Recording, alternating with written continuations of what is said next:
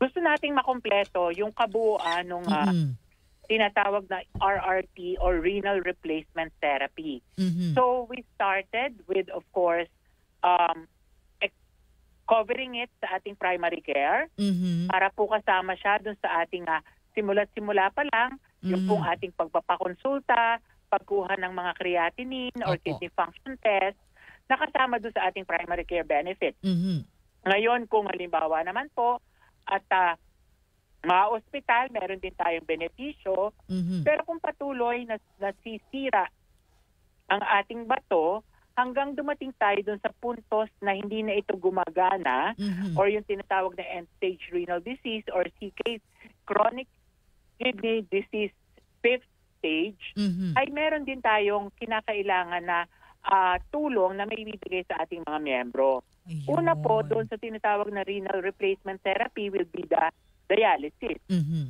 At yung dialysis po natin, dalawa yung ating binibigay dyan, yung hemodialysis at yung peritoneal dialysis na pareho rin nating in-expand. Mhm. Tapos of course, yung pong ating, kasi ang talagang gamot, dun sa hindi na gumagalaw or gumagana na bato is mapalitan siya.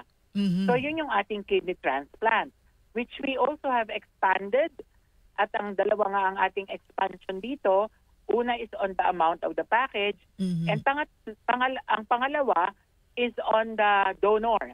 Kasi dati ang kino-cover lang natin is the living donor. Mhm. Ngayon, pati po mga deceased organ donor or yung mga Ayun. patay Mm, na mm, pwede pa ma-donate yung kanilang kidney. Mhm. And pero to make sure na yun pong ating mga nadodonate na kidney Mhm. ay hindi nare-reject ng ating katawan, meron pong mga gamot na ibinibigay panghabang buhay Mhm. dun sa mga kidney transplant patients para po masigurado at any point in time hindi ma-reject Mhm. yung ating inibinigay na bagong kidney.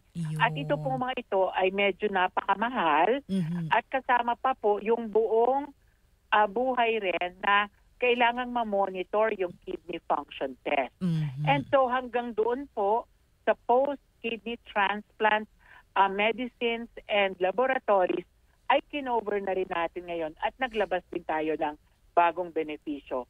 This is to make sure Mhm. na una, ma-prevent yung rejection. Mhm. Second is to improve on the survival Mhm. of those patients who were transplanted, and of course to improve the quality of life.